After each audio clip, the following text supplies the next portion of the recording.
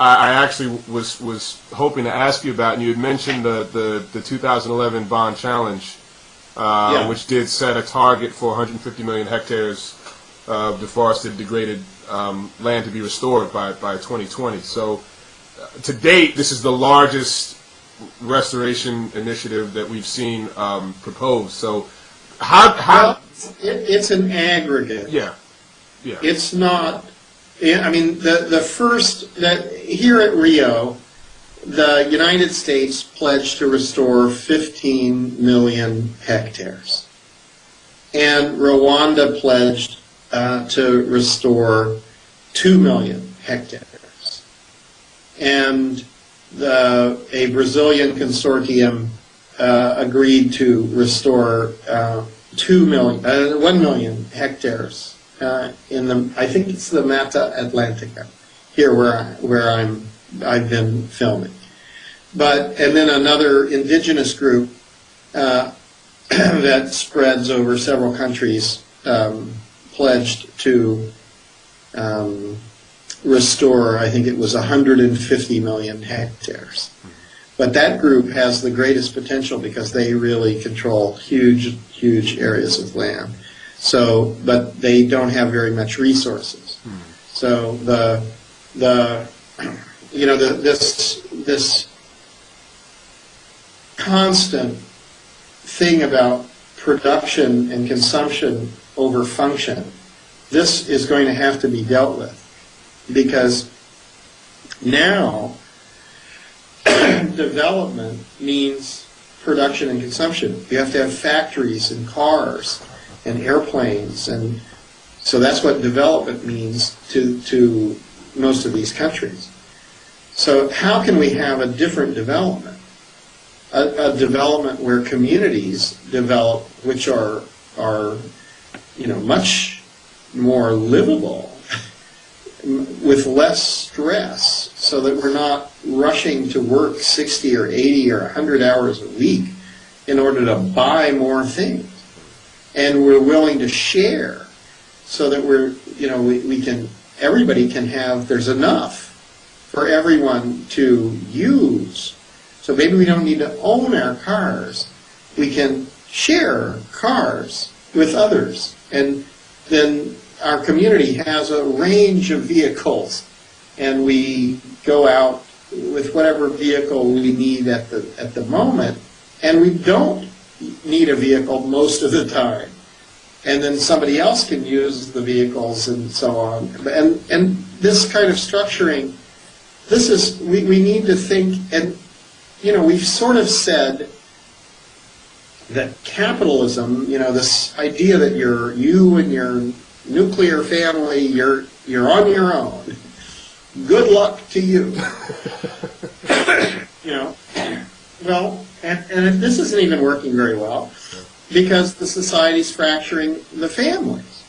So even the families are breaking down. So you have young people or old people who have no families, and they're homeless. Well, they can't be cast onto the trash heap. Somehow the society, the community, must evolve to care for everyone. And I think if we go back several thousand years to a sort of pre-agricultural situation, we think about that, the communities must have been taking care of everybody, unless they were just brutal and killing people off the side. And I mean, if you look at, say, wildebeests or lions or other species on the steppe, what happens? An old person is getting old, or a young one is exposed to predators. It happens. This happens. You see that sort of concept of empathy and suffering and even the abstract understanding of death, our own death or the death of others, emerging in humanity. So we are different, apparently, seemingly, although this could be studied further. We don't even know. I mean, there are these cases where chimpanzees, a child will die and the chimpanzee will carry the child around for days in grief. So we don't know everything about all these things, but we understand that we're living together. So if we walk down the street, I mean, this is a pretty tough neighborhood here in Brazil, and you turn on the TV and there'll be a carjacking and a invasion and this and that. And it's terrible.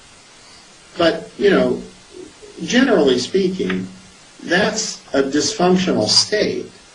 And in communities where everybody knows each other and the kids can walk to school and there is no fear, that's how I want to live.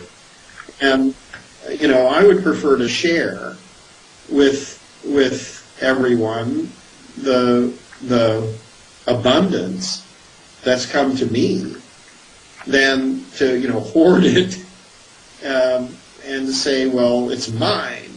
Right. That's pointless. So we need to figure out how to do this. And I think gradually that you have this macro level of huge scale, 150 million hectares. But what is that? I mean, if there are 2 billion hectares, this is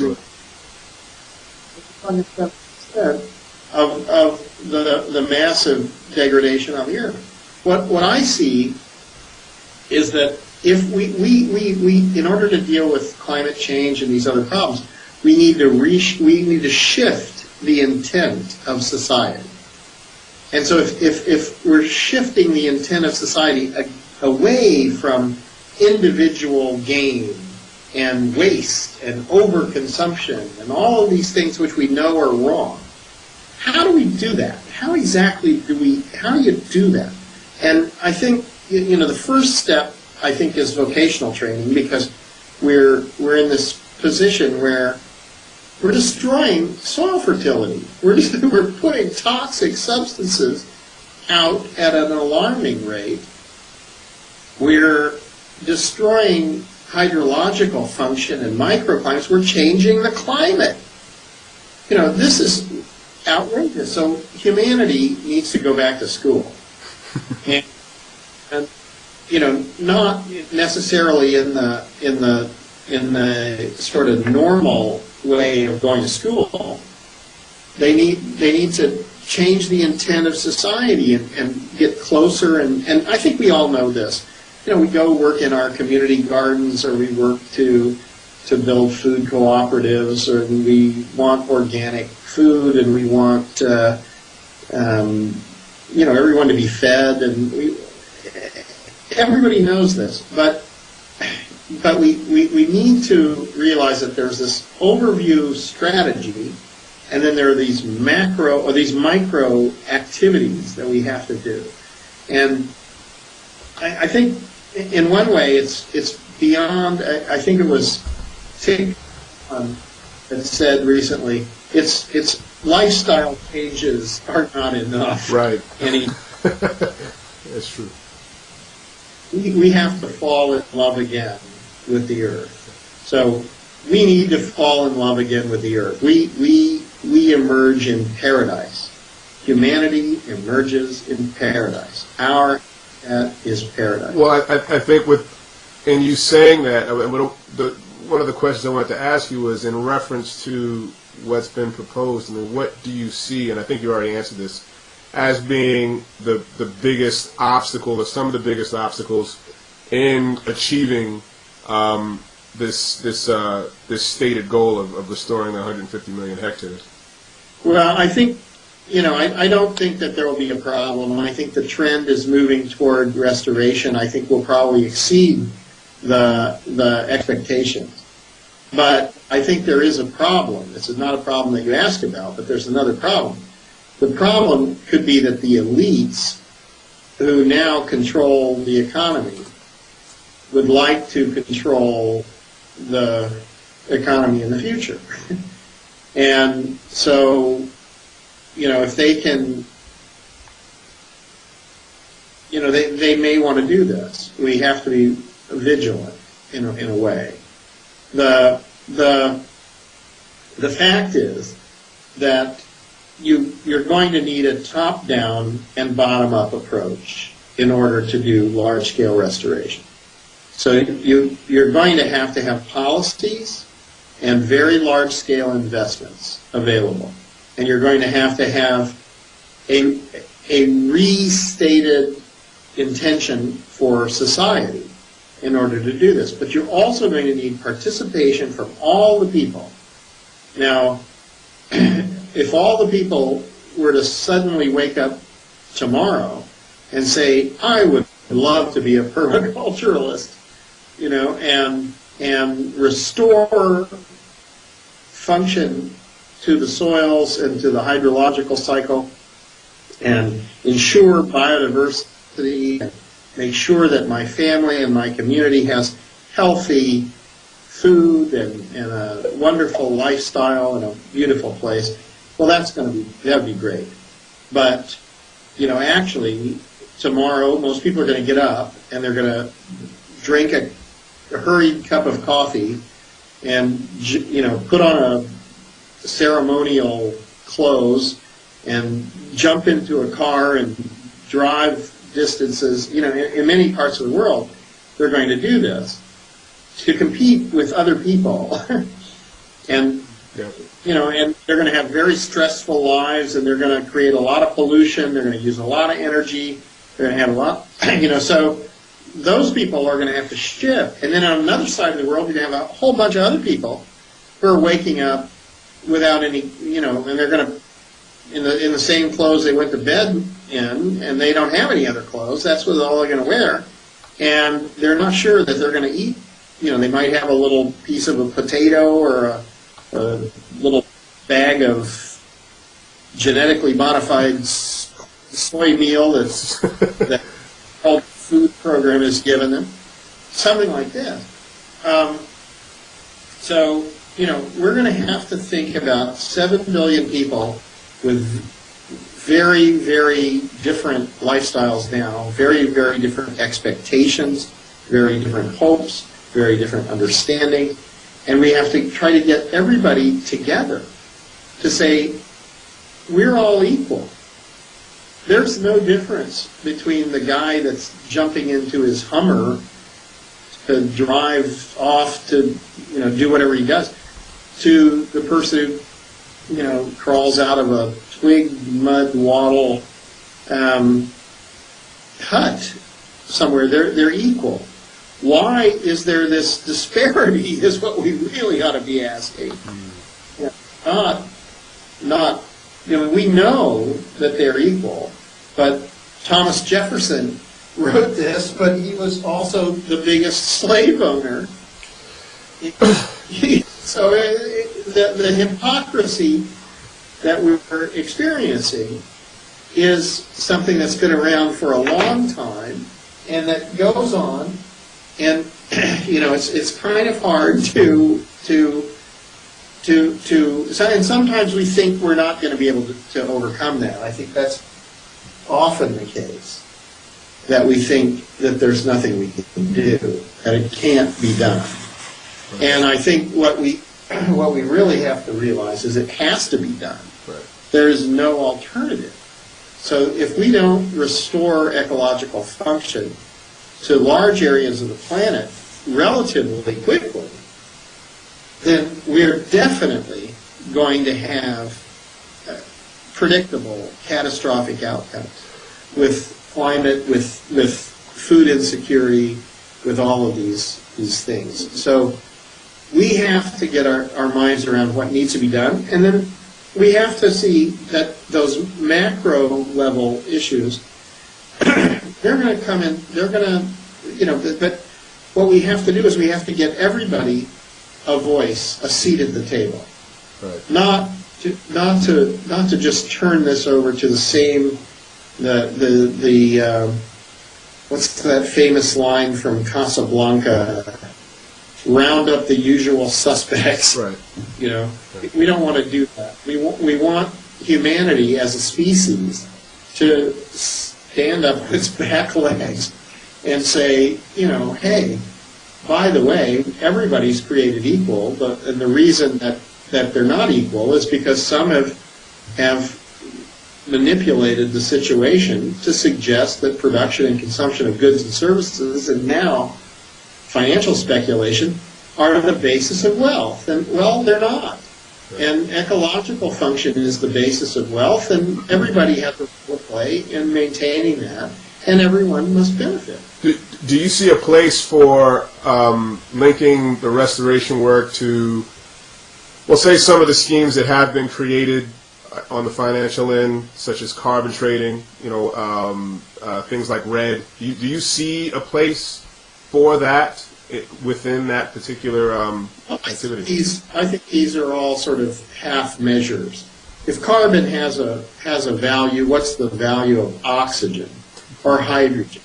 This is what carbon trading is people who understand markets and margins are creating markets in order to manipulate the situation. It becomes another commodity.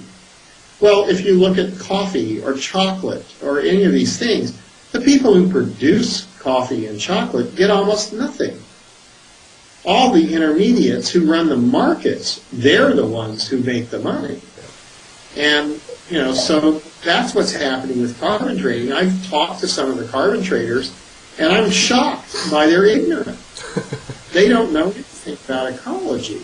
They don't really know what carbon is, but they can tell you what a derivative is, and they can tell you what a financial instrument is, and they're very good at making contracts.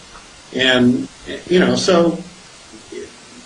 I'm crap at all that. So I think that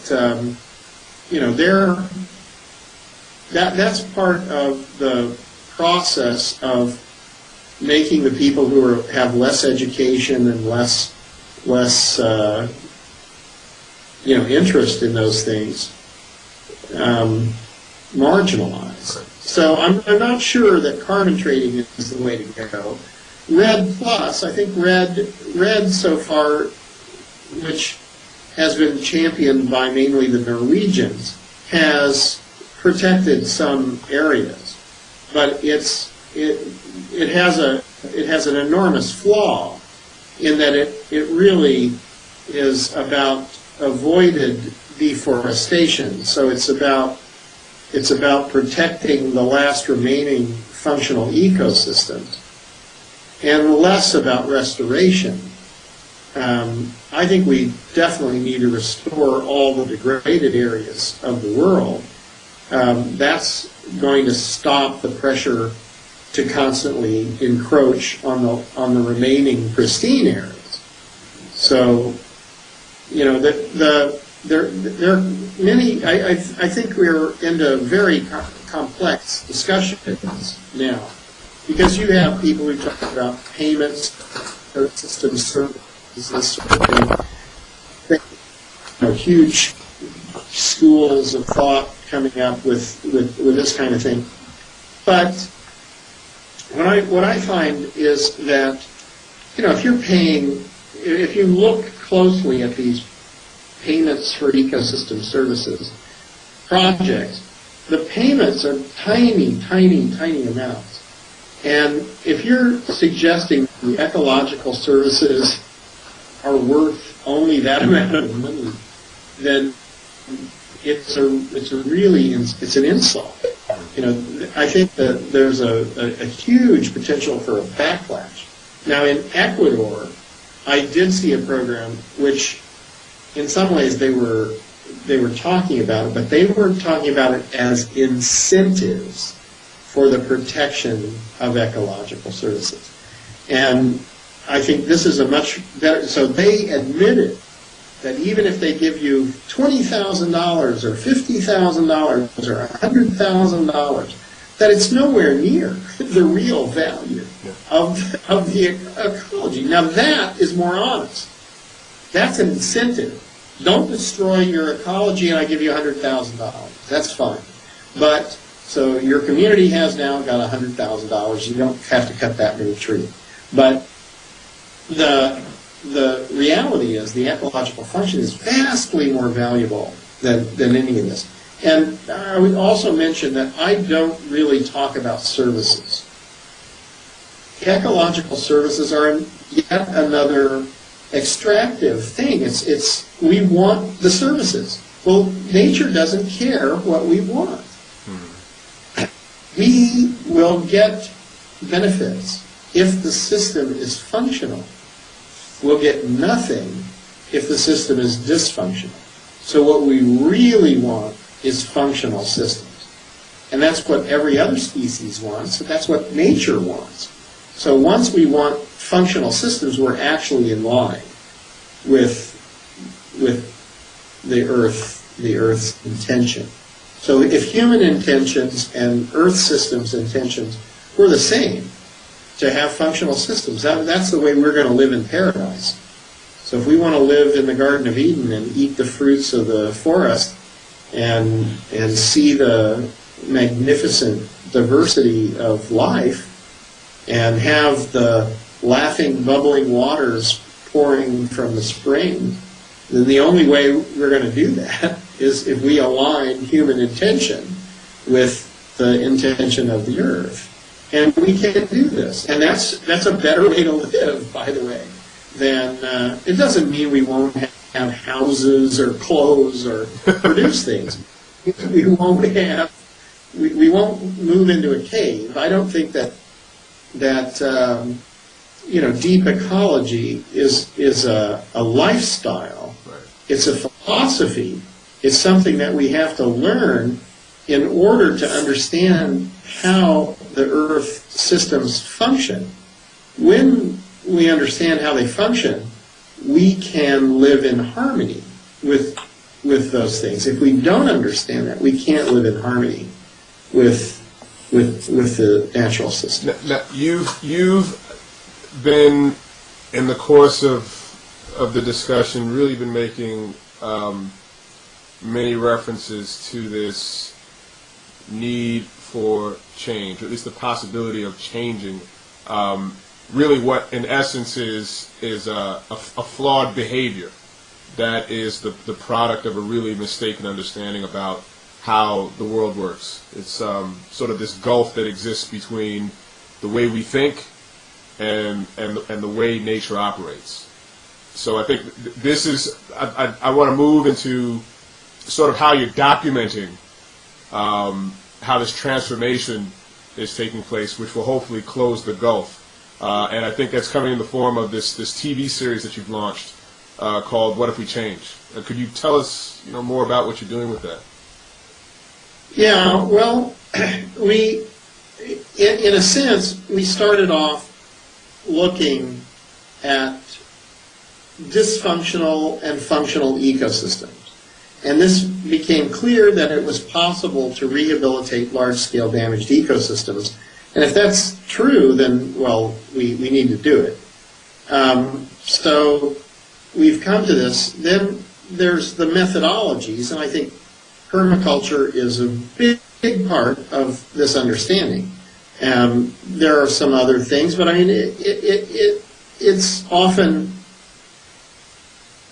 the engineering necessary to re-infiltrate water, but then followed by the biology necessary to have a biophysical relationship and microbial communities and natural functional, returning a measure of function.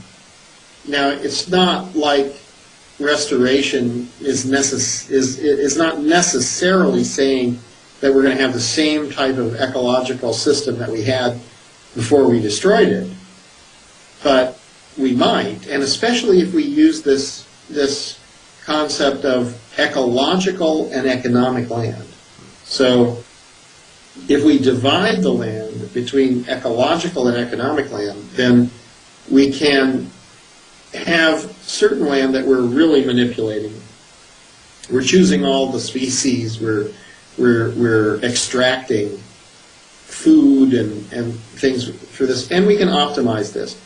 But we really need to also ensure that there's some land, and I say that might even be half or more of the earth, that is released to nature and allow natural succession to take place and avoid determining all the species in this area. That's the way to ensure that biodiversity survives in the future generations. So if we choose the species in the ecological land as well as the economic land, we won't have any biodiversity. That's what Europe is now. So you have a fairly, you have sort of a, I think in the permaculture, you have a sort of steady state or a stable state system now, but it's not, you know, it's not biodiverse. It's not a natural system. It's been so domesticated that it, I mean, you know, if you come from Africa or South America and you go and you look at this, it's kind of constricting, really, almost, to look at this. So that, you know, of course, if you come from Europe and you go to Africa or South America and you go, oh, there's moss everywhere and epiphytes and there are things, you know, and oh my goodness, look at all the insects and the amphibians. Oh no, you know. So, you know, this is all coming. I mean, it's almost like a fairy tale. You know, we've emerged with our ancient fears of the primal forest, and we're fighting against nature. You know, can we survive against nature? You know, we need to work with nature. Nature has created the atmosphere, the hydrology, the biodiversity, the fertility. There's no way we can fight against this. You can't fight against it. You are it. We're going to give up our bodies. We're going to die. And our bodies will be turned into the next generation of life. So, you know, we need to inhabit that understanding and lose our fear of these kinds of things and face these things. Now, I'm sorry, I got off the track with philosophy a little bit. You were asking me. Well, I was just wondering. You know, I think there are a lot of people that would be very curious about, you know, the initiative, the sort of the media that you've been developing. Yeah, what if we change? Yeah, I think. Yeah, what I was trying to say, but I got distracted by myself. My philosophical discussion. I mean, it was that we started off looking to try to understand things ourselves. And I think this is what we need to do, because if we don't understand anything, we have nothing to say. The second thing we started to do was look at a methodology for communicating to large scale. So we have the message and the methodology, and now we're working on a platform. So the idea is that we have a message, a methodology, and a continuous, renewable, sustainable platform that allows us to take these messages out. And, you know, if I look at the media now, generally speaking, I would say you have a signal-to-noise problem. You know, if you have a bell in the Zen temple, you know, and you ring the bell, and that bell rings perfectly clear, and you just hear the waves moving into infinity, and it's wonderful. That's great.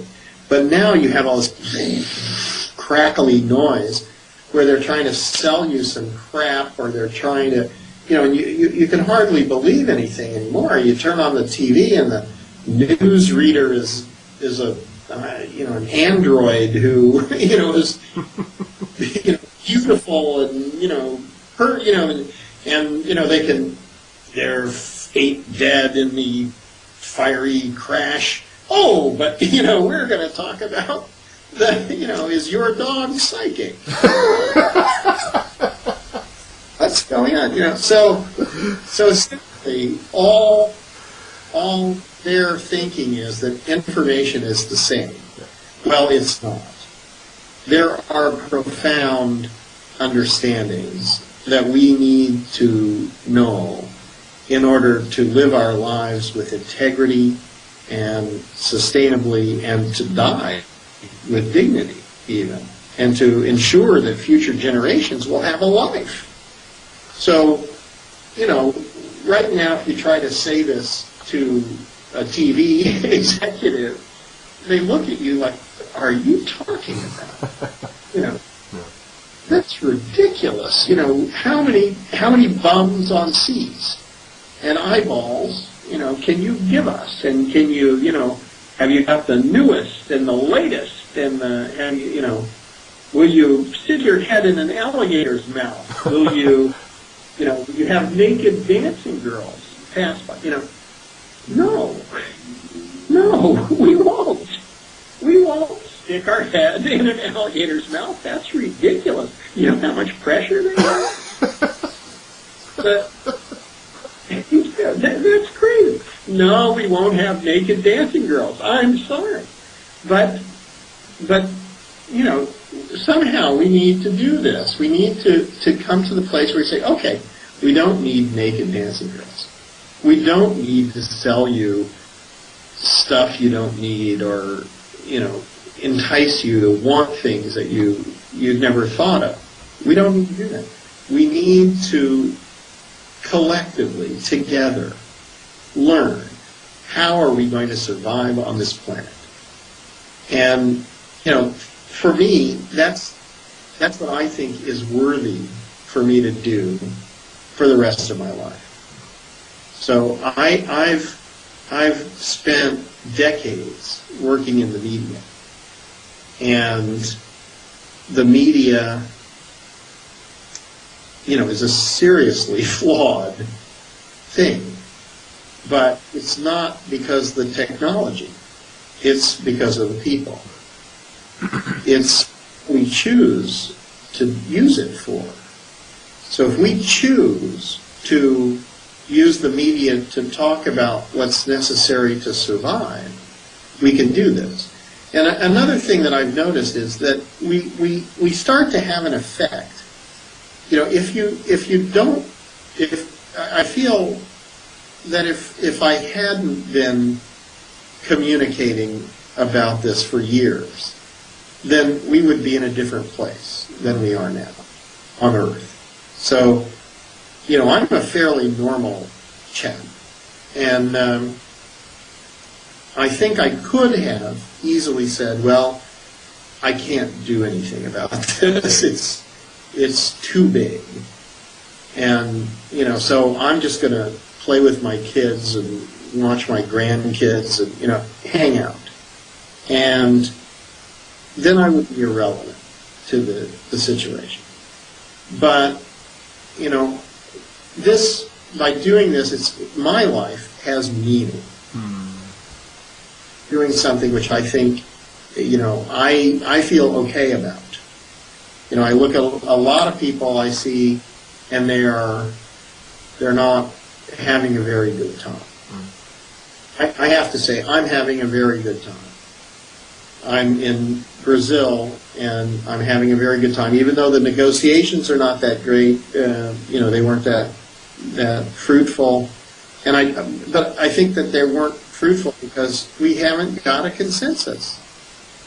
If we don't have a consensus understanding, how are we going to make a document that reflects a consensus? The document comes second to understanding. So I think we're still in the part where we're trying to understand what's going on. And I think we will get there. Well, yeah, go ahead. No, I was gonna ask you. I mean, in light of that, what? Because I think if action is contingent on waiting until everybody's on the same page with this, it can be quite painful. Oh no, I don't think we can't wait. No. There will be leaders. Yeah. There are people. There are countries. There are people who are way out in front. And I mean, Rwanda. Mentioning Rwanda, I think is a very good thing because I began to communicate in Rwanda using something we call the direct dissemination strategy. So we went there and we blanketed all levels of society. So we spoke to the political leadership, we spoke to the development community, we spoke to the academics, to the press, to the public with films. And basically everybody. So in politics, we spoke to the president, the prime minister, the ministers of environment, and ministers of agriculture and finance, and all of these areas. They came to a conclusion. And basically I was able to strongly state that in this tiny country with huge mountains and 2,000 millimeters of rainfall and terrible population stresses, that they would never solve their problems until they infiltrated and retained all the rainfall, and that this was going to be determined by the percentages and total amounts of biomass and the percentages and total amounts of organic material. And stated that way, it's so simple. And then they basically rewrote their land use policy laws to say that their economic development would be based on ecological function, or would stimulate ecological function. And this has been very successful. So right now they've had 8.2% growth for 5 years in a global recession. They have restored about 85% of the hydrology in the upland wetlands, and which is important because they're the headwaters of the White Nile and the Congo rivers. So it's not simply about Rwanda. And they have food security in a tiny country that's surrounded by countries that are having famine at this time. So, you know, it's a tremendous accomplishment to see that if you base your economic development on ecological function, there are immediate benefits. It's not like you're going to have those benefits some far off time. You're getting benefits. But I think what I've also noticed is that you could go out 20, 30, 50, or 100 years with that philosophy, and your canopy is 50 or 60 meters high, or depending on certain places, 80 or 100 meters high. And you know, then your biomass is enormous, and your accumulated organic matter, and your hydrology. So, you know, we can have this, but we have to use our imaginations right now, because you look at these degraded states and you think, well, my God, that's just done. But when you understand that, okay, if you turn it around and you're accumulating organic materials and you're accumulating biomass, and you know, so I think you can't wait for everybody. You have to go with small communities now. And those small communities probably need to start with a permaculture institute at the center, which are teaching everybody these methodologies. But you're also going to need something else. You're going to need a kind of a Gestalt therapy situation. Excuse me, just one moment. Sure. Right there. We're pretty close, right? We're kind of next to last question. Okay. Yeah. So, you know, I think you're going to have to go from the vocational training to something more about community development, full employment. How can you have unemployment? You know, education, healthcare, recreation, culture, all of these things, architecture, energy, communications. There's everything that needs to be done. So if you restructure society in such a way that all of these things get done by all your friends, and together you're working in this direction, that is the kind of community that I want to live in. Right. And you know, I think families, we need to have grandparents and parents and children and everybody interacting together. We need to lose all of the things that we've gotten wrong. You know, one of the first things that they did in China was ban, in the restoration of the Loess Plateau, was ban the destructive behaviors. So just let's ban the destructive behaviors. Let's stop cutting down trees indiscriminately. Let's stop planting on the sides of hillsides, and let's stop free-ranging goats and sheep. But let's also stop thinking that our only relationships are if we pass money back and forth. That's not a good reason to have an interaction. And you degrade humanity, and when you do this, you impoverish the society. So let's have fun. Let's have stages and amphitheaters where bands are playing and theaters are that's what we should be doing. We should be restoring the ecological system, using less energy and having more fun. And this, I think, is going to be the model. And then at the higher global scale, you've got to have the policies. You've got to realize, okay, that community that's doing all those things is mitigating and adapting to climate change, is combating desertification, is ensuring food security. It's doing everything that we're supposed to do around the world. So, then the macro and the micro are aligned. So and then we use the platform of communication sincerely, without artifice, without crap, without hype. None of this swoosh. Not that. Forget it. Just tell the. Right. Well, I guess. Yeah. So I guess with that, what advice do you have for permaculture practitioners who are interested in taking up the restoration work? And I guess on the end of that, what would be your final message for the permaculturalists out there? Well, I think that the permaculture people that I've met are thinking. They've been looking at the situation. They're tired of things which are fake and hypocritical and just wrong. And they've been thinking about it, and they've been acting.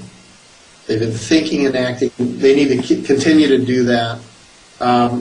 We would like to work with all of them. So if it's possible to collaborate, we are building a platform. So all the best stories, all the best gardens, all the best understandings of microbes and infiltration and retention of rainfall and restoration practices. And then how to link this community with the larger community in different parts of the world. Communities which are struggling because they have brittle or fragile ecosystems, or they're just massively disrupted. How to bring that together and use the permaculture understandings and the methodologies for education to restore parts of the world which are vastly degraded, and link that to these bond challenges or other giant global initiatives to find the funding. So that we've got funding, we've got the policy, we have the communications for participation. I think there's one thing that we didn't talk about much, which is this idea of participation or participatory assessment. It's really important to go into communities and bring them to a level of understanding, or work with them so that they self-assess what they want. And if they voluntarily choose to restore their ecosystems, we have to give them every help. So I think it's an interesting time. It's a time of high risk, but it's also a time of great opportunity. And I think I'm learning a lot. I keep seeing things and learning more, and it's fun to learn. And there's certainly a lot to do. Yeah. So absolutely. Well, I hope this won't be the last of our discussions, because I know there's a whole bunch more I didn't get to say. No, and I think you covered you pretty much covered everything that I believe will be of great value and importance, and just things that really people will be very interested in hearing from you. And I think I'd like to say personally, I mean, we met last year in Switzerland, and I think even in the short time that we've known each other, I would dare say there's been a lot of good that has come from our crossing paths. And I think there was something that you said to me in Switzerland that stayed with me, and I think it sort of I think it foretold what was to come. And you said, I feel like I've met you before. and I had the same feeling, and I believe there's going to be many occasions for us to be able to collaborate and do a lot of good, because as you said, there's a lot of work that needs to be done. There's a great deal of opportunity that's being presented amidst this crisis, and I had a teacher that would always say that the ideogram in Chinese, and maybe you'd be able to confirm this, for crisis and opportunity are the same, and I believe that it's crisis. Crisis is Wei Ji, and that's danger and opportunity. Danger and opportunity. The two, danger and opportunity together means crisis. Right. Yeah. So I think I think we're on the verge of being able to become great in how we respond to the crisis or to the danger. Well, no, I think human beings are great, but we need also to find our humility and to find our fun. I think listening to the Bhutan Secretary for the National Happiness Index, I thought, this is better, and certainly looking at the natural ecosystems and realizing that they're more valuable than production and consumption of goods and services, and way more valuable than empty speculation. This is where we need to go. This is true. Well, I know we've had you on here for a while, so on behalf of all the folks listening and watching, it's been a pleasure. I want to thank you for taking the time to speak to us. Good luck on all of your future projects. We're probably going to be talking sometime very soon, I'd like to think. And otherwise, are you going? Oh, am I going to? Are you going? Human security. Actually, I'm on my way to Turkey on Thursday to teach a course for a regional conference, regional permaculture conference and convergence that covers the Middle East, the Caucasus, the Balkans, and the Mediterranean. So okay, well, try to catch up to you. Then let's stay in touch, and maybe I'll find some way to glom onto one of these and document what you're working on. Absolutely, we would love to have you. And so really, John, thanks a lot, and hopefully we'll talk to you very soon. Okay, thanks a lot. Thanks, boss. Take care.